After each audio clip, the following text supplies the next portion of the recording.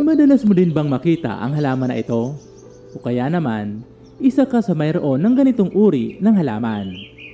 Alam mo na ba ang mga lugar kung saan dapat ilagay ang halamang ito? Ano ba ang mga benepisyo ng Lucky Bamboo? At paano ang tamang pag-aalaga at pagpaparami dito? Yan at iba pang kaalaman tungkol sa Lucky Bamboo ang pag-uusapan natin sa video na ito. Dracena sanderiana ang opisyal na pangalan ng halamang ito. Isa itong sikat na houseplant na kilala sa kanyang matibay na tangkay at makintab na berdeng dahon. Ang mga dahon at tangkay nito ay nakakawangis sa dahon at tangkay ng isang kawayan. Ngunit hindi ito kapamilya ng kawayan. Madalas na ikinakabit sa halamang ito ang swerte. Kaya naman, kilala ito sa tawag na Lucky Bamboo. Narito ang mga dahilan bakit madami ang nagtatanim nito sa bahay. Nakakatulong makabawas ng stress. Ang presensya ng mga halaman kabilang ang Lucky Bamboo ay maaring magkaroon ng nakakapakalmang epekto at makatulong sa pagbabawas ng stress. Nakadaragdag ng aesthetic appeal. Ang Lucky Bamboo ay isang eleganteng halaman na maaring makaragdag ng kagandahan sa anumang espasyo. Nagpapabuti ng kalidad ng hangin. Habang hindi ito isang pangunahing air purifier tulad ng ibang halaman, ang Lucky Bamboo ay maaring makatulong sa pagpapabuti ng kalidad ng hangin sa isang limitadong antas. Lucky Plant.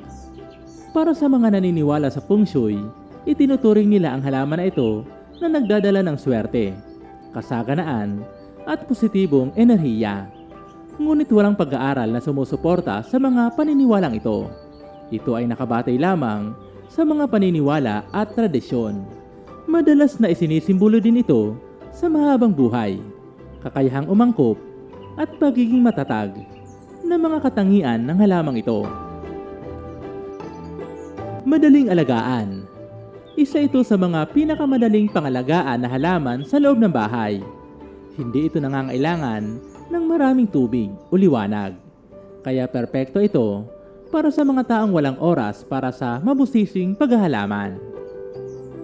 Napaka-flexible ng halamang ito. Maaring style ang Lucky Bamboo sa iba't ibang paraan, mula sa simpleng vase hanggang sa mga kakaibang mga disenyo. Maaari din itong itanim sa lupa at maging sa tubig. Kaya naman, marami ang naakit na magtanim ng ganitong uri ng halaman sa bahay. Ginagawa itong pangregalo. Ito ay isang popular na regalo dahil sa kanyang simbolismo at madaling alagaan na katangian. Ang pinakamagandang lugar para ilagay ang Lucky Bamboo ay sa isang lugar na may maliwanag ngunit hindi direktang sikat ng araw. Ito ay dahil ang mga halaman na ito ay masyadong sensitibo sa direktang sikat ng araw at maaaring masunog ang mga dahon nito. Narito ang ilang mga lugar na maaaring maging angkop para sa iyong Lucky Bamboo. Malapit sa bintana. Ang isang bintana na nakaharap sa silanganan o hilaga ay isang magandang lugar. Siguraduhin lamang na mayroong kurtina o blinds na maaaring gamitin upang harangan ang direktang sikat ng araw. Sa isang istante o mesa malapit sa bintana. Kung walang espasyo sa windowsill, maaari mong ilagay ang iyong Lucky Bamboo sa isang istante o mesa na malapit sa bintana. Sa isang lugar na may artificial na ilaw. Kung wala kang sapat na natural na liwanag, maaari mong gamitin ang mga fluorescent light o grow lights upang bigyan ng sapat na liwanag ang iyong Lucky Bamboo. Narito naman ang mga dapat iwasan na lugar. Masyadong madilim. Ang mga lugar na walang sapat na liwanag ay maaring maging sanhi ng pagyelo ng mga dahon at pagkahina ng halaman. Masyadong mainit. Ang mga lugar na malapit sa mga heater o air conditioner ay maaring maging sanhi ng pagkatuyo ng mga dahon ng Lucky Bamboo. Bakit mahalaga ang tamang lokasyon? Ang tamang lokasyon ay mahalaga para sa kalusugan at paglaki ng iyong Lucky Bamboo. Kapag nakalagay sa tamang lugar, ang iyong Lucky Bamboo ay magiging mas malusog at maganda ang pagtubo nito at magpapatuloy sa pagbibigay ng mga benepisyo at swerte sa iyong buhay. Ang Lucky Bamboo ay isang magandang halaman na dapat idagdag sa iyong koleksyon dahil sa mga benepisyo na naidudulot nito.